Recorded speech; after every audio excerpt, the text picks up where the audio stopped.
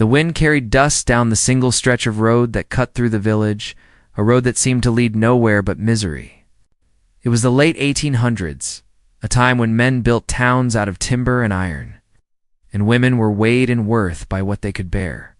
In this little settlement, at the edge of the frontier, surrounded by thick pine forests and the endless echo of axes, there was one woman who stood apart from the rest, not because she wanted to, but because life had pressed her into the place she now occupied. She wore a red dress that clung too tightly in some places and hung too loose in others, her shape the constant subject of whispers and jokes. Her husband had died to winters past in a logging accident, leaving her a widow before her hair had even started to gray. Folks called her too curvy for breeding, as if her body alone had closed every door of possibility. Every Saturday, when the village gathered in the square, women lined up with baskets of bread or jars of preserves, hoping to catch the eye of a man with coin or land. The widow, though, was pushed onto the stage with a crude sign hanging from her neck that read $10.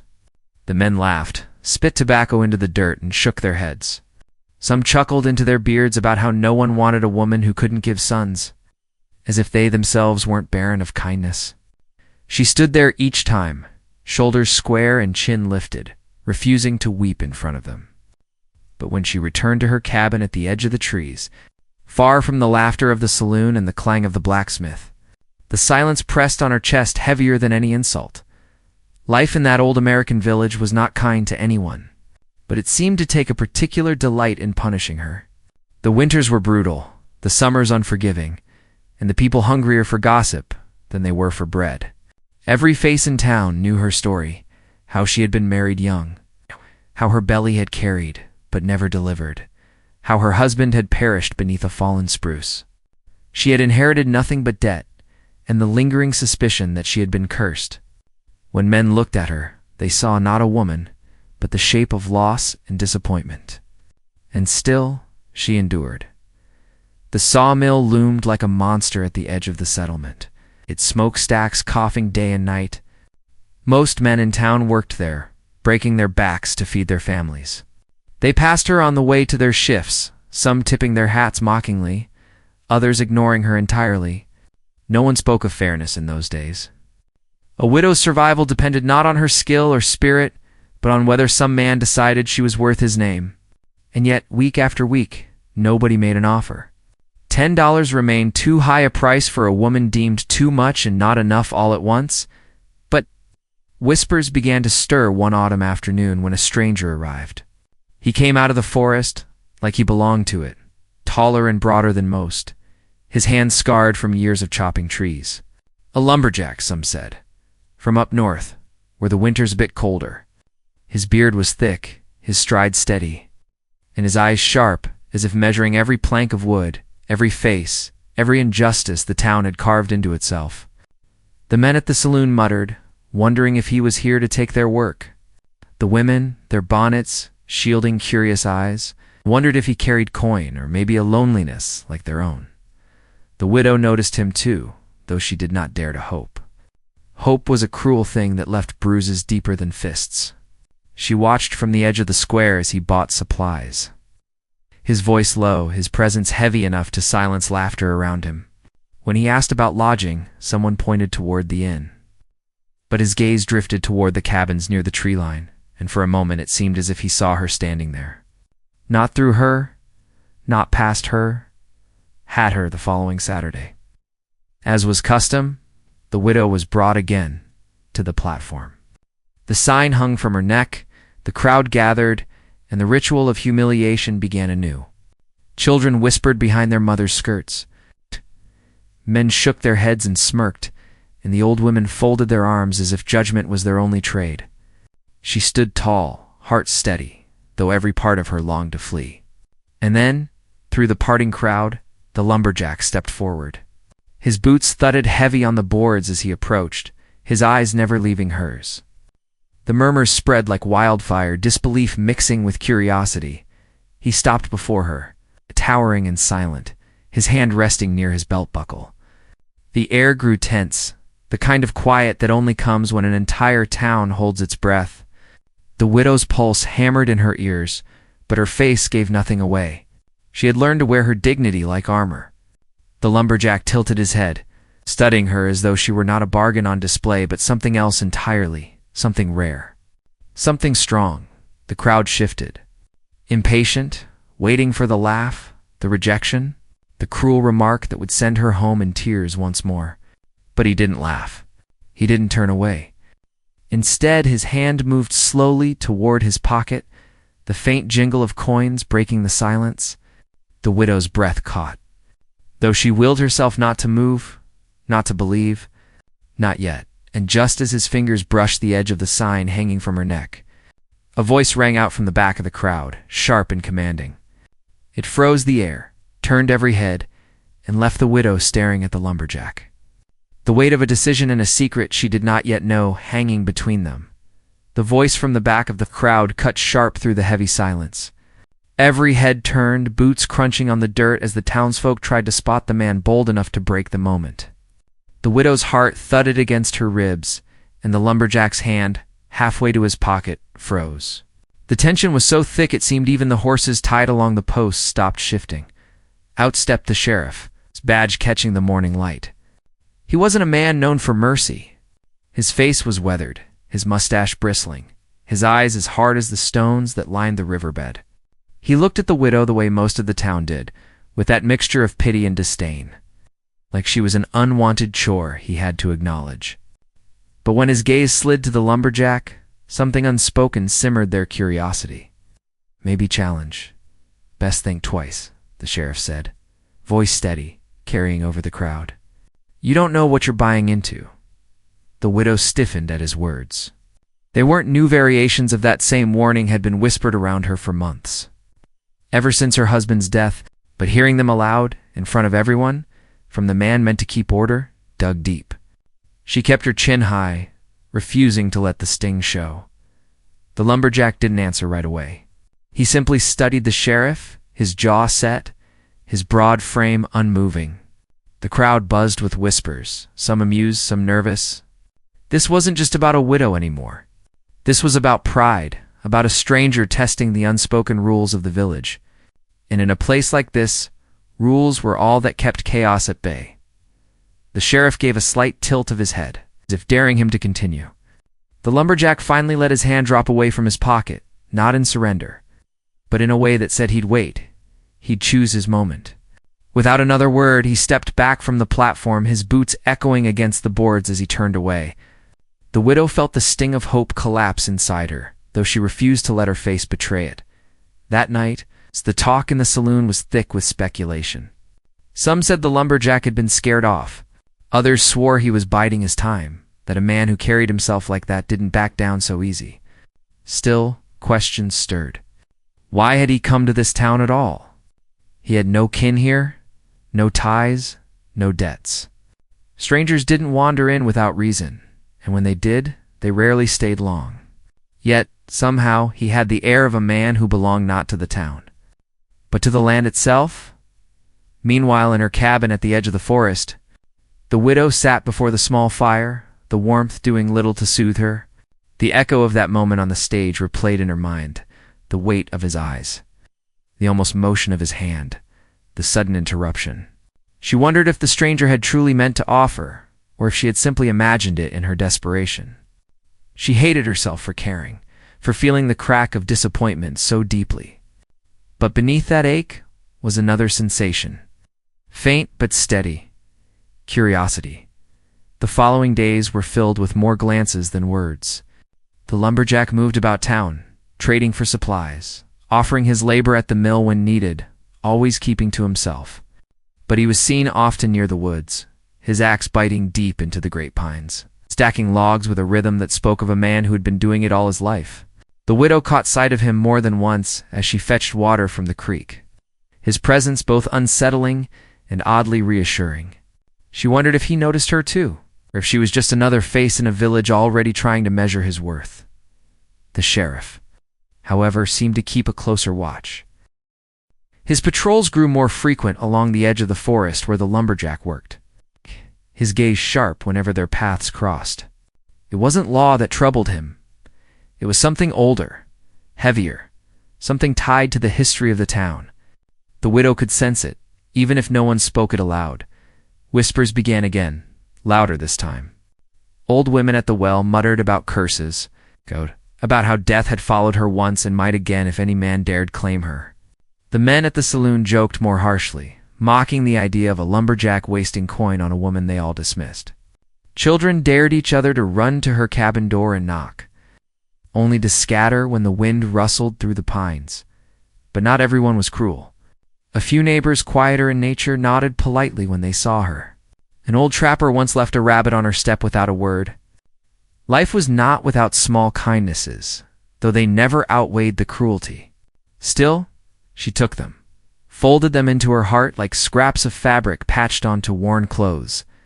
Then, one evening, as the sun dipped behind the ridge and the town's shadows grew long, there was a knock at her door. It was slow, steady, not the frantic pounding of children's pranks. Her breath caught as she rose to answer, her fingers brushing the wood before she pulled it open. And there he stood, the lumberjack, taller than the doorway, the fading light catching in his eyes. For a moment neither spoke. The air between them felt charged, heavy with the unsaid. He removed his hat, holding it respectfully, though his posture remained firm.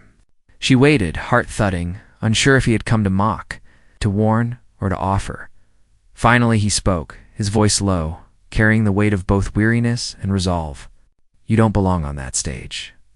The words hung in the air, startling her with their honesty. No one had ever said it aloud, not like that. She didn't know how to answer, didn't know if she even should. But before she could find her voice, sound split the quiet evening, the crunch of boots outside, more than one pair. The widow glanced past him, and in the dimming light, figures moved near the tree line, shadows slipping closer. The lumberjack's hand tightened on his hat. His jaw set as his eyes flicked toward the sound, and in that moment she knew the night was about to change. The mystery that had hovered at the edge of her life was about to step fully into it. The knock had not been the danger. The danger was circling now and the footsteps drawing near. In the watchful eyes that had never truly left her since her husband's death, the lumberjack shifted slightly.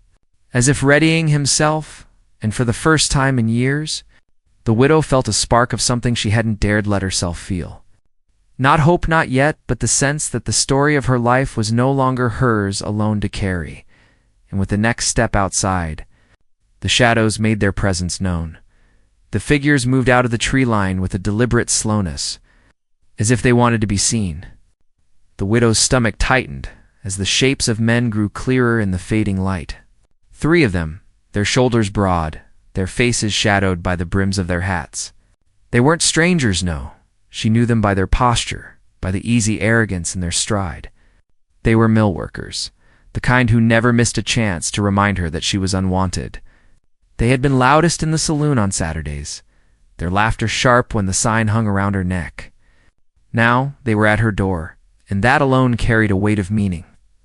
The lumberjack didn't move at first. He simply stood, his back straight, the brim of his hat still in his hand. But his presence filled the doorway, shielding her from their eyes. She could feel the quiet force in him, like a tree rooted deep, unmoved by the storm.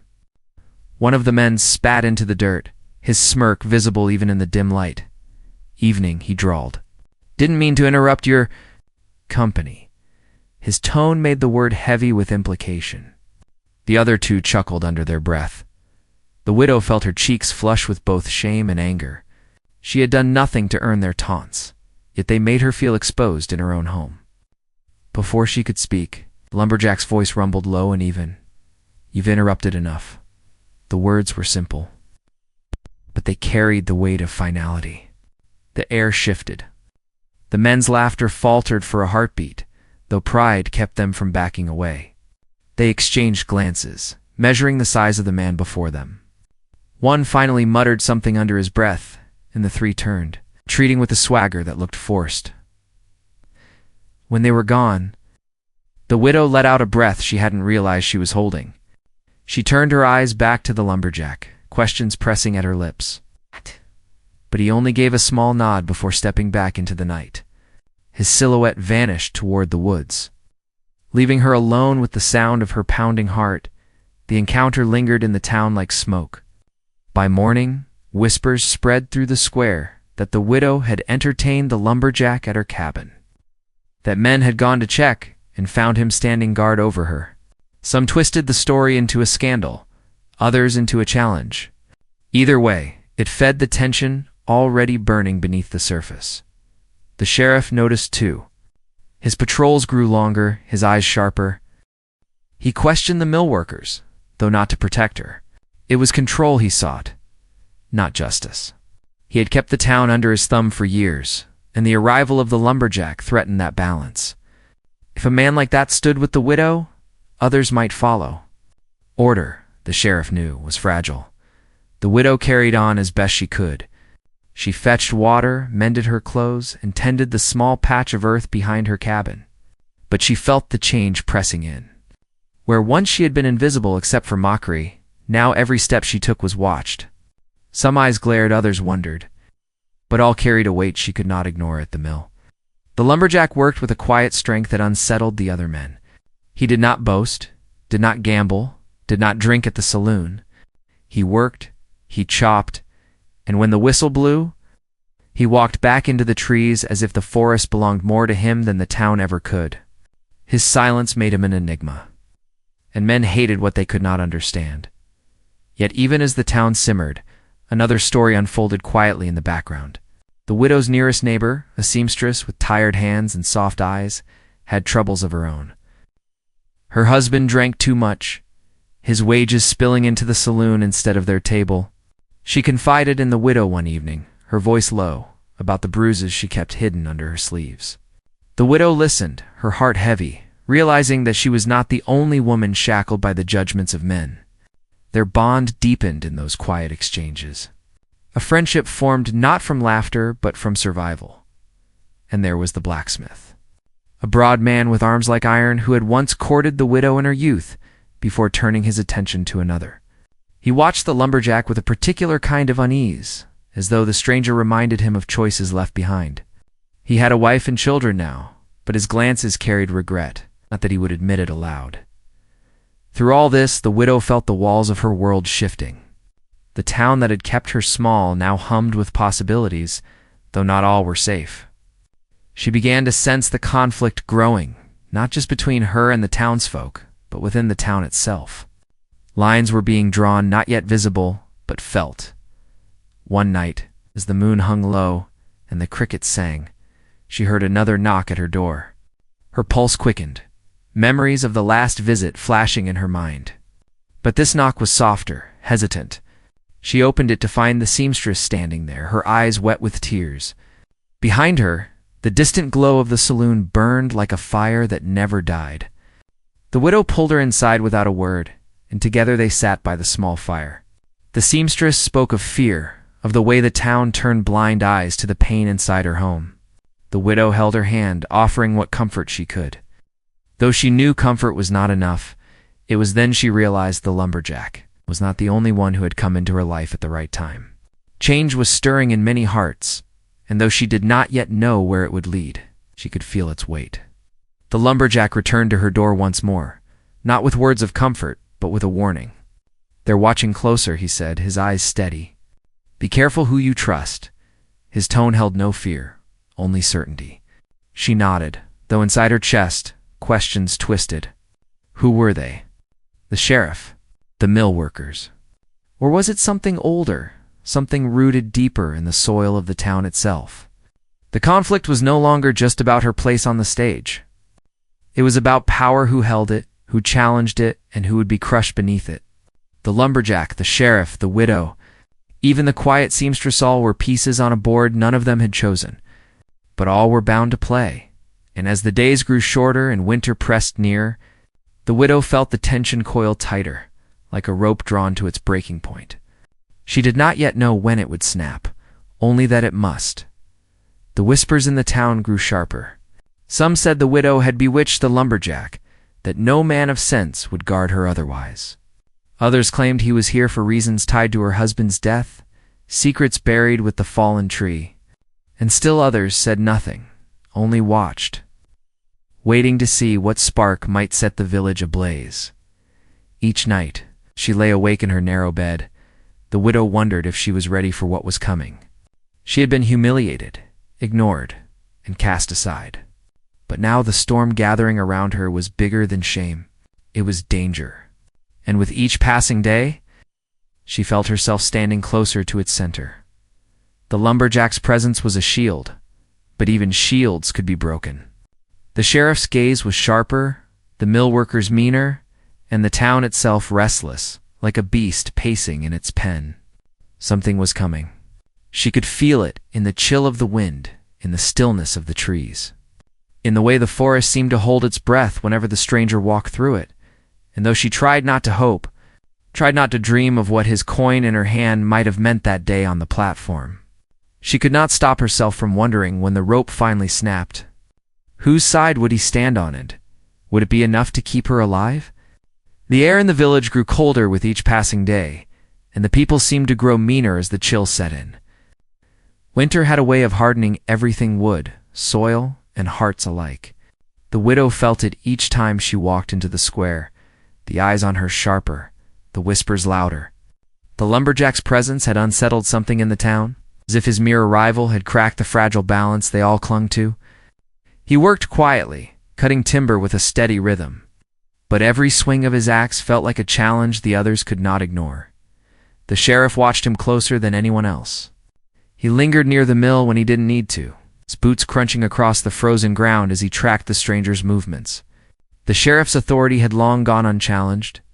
Men lowered their heads when he passed, women pulled their children close, and everyone accepted his word as law. But with the lumberjack came a shift in that silence. The widow noticed it most in the way the sheriff's jaw tightened when their eyes met, as though he recognized a rival he could not yet name. The widow herself was caught in the middle of the storm. She hadn't chosen the attention, hadn't asked for it, but now she lived under its weight. Her small cabin became a place of both refuge and fear. She could no longer fetch water without feeling watched, no longer sit by her fire without hearing footsteps beyond the walls. At times she thought of leaving, walking into the forest and never looking back. But the land was too harsh, and she had nowhere else to go. She belonged nowhere except here, where everyone reminded her she did not belong. The seamstress, her friend, visited often in those weeks. Her bruises grew harder to hide, and the widow gave her broth and bandages when she came trembling at night. Together, they whispered about the way men ruled the town, about the sheriff's grip, about the way people turned blind eyes to cruelty. The widow felt strength in those quiet talks, strength she hadn't known she carried. But she also felt fear for her friend, for herself, for what might come if the town's balance finally snapped. The lumberjack spoke little, but his actions spoke more than words. Once, she found a pile of firewood neatly stacked by her door, cut clean and even, though she had not asked. Another time, when men lingered near her cabin in the dusk, laughing too loud, she saw him step out of the shadows, his frame filling the road until they drifted off, muttering curses under their breath. He never explained himself, never asked anything in return. Yet each time she felt a strange pull inside her, a dangerous mix of gratitude and unease. The town's talk grew uglier. Some men said the widow had bewitched him, that she had traded shame for some dark charm. Others claimed he was here for revenge, that her husband's death in the woods had not been an accident at all.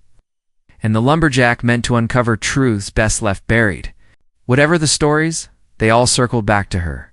She had been an outcast before, but now she was a spark set in dry timber. It was the sheriff who fanned those sparks into flame.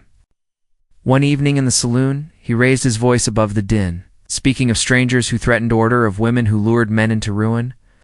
His words carried weight, and the men listened, their drink making them bold. The widow wasn't there to hear it, but by morning, the whispers had sharpened into warnings. Something was coming, and she could feel it in her bones. The widow tried to keep her days steady, but the tension pressed closer. At the well, women pulled their buckets quicker when she approached. At the mill, men's laughter grew louder when she walked past, though it was hollow, brittle at the edges. Even the children stopped daring each other to knock at her door. Their parents now forbade them from going near her cabin at all. Isolation, once her familiar companion, now felt like a cage closing in. The lumberjack noticed. He came to her door again one evening, his face set in that quiet way of his.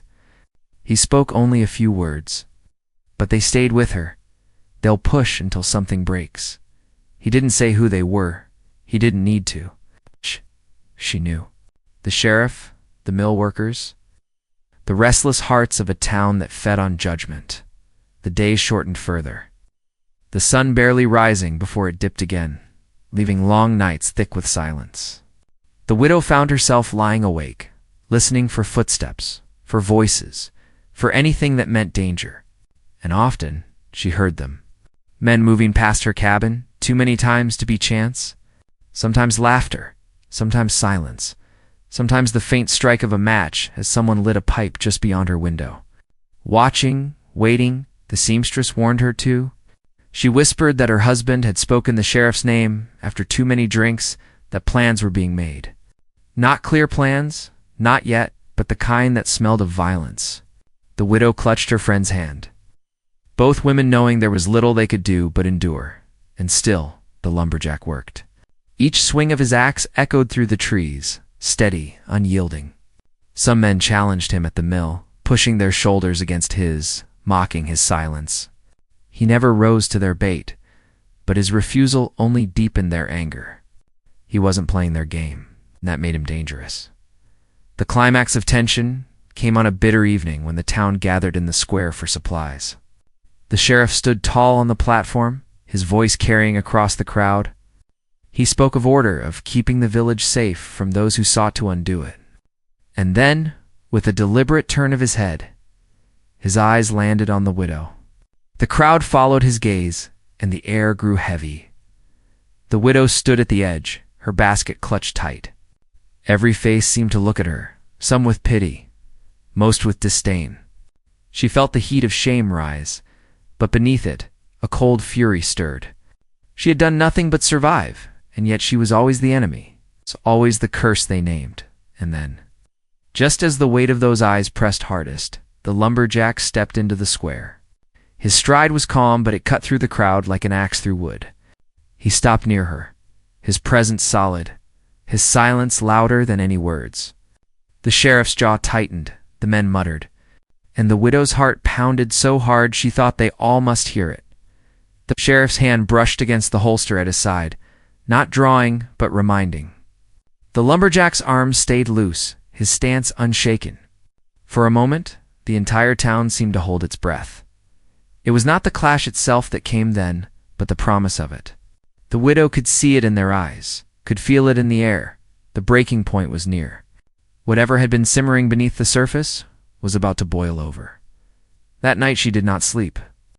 She sat by her fire, staring into the flames, the sound of distant boots echoing in her ears.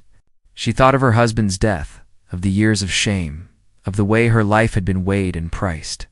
And she thought of the lumberjack's steady gaze, of the way he stood unflinching even as the town turned against them both. The conflict was no longer avoidable. The sheriff's pride, the men's cruelty, the widow's defiance. The lumberjack's silence saw threads pulled tight, ready to snap. She knew the next days would bring the breaking, and as the first snow began to fall, soft and quiet across the rooftops, the widow felt it in her chest like a drumbeat. The storm was no longer coming.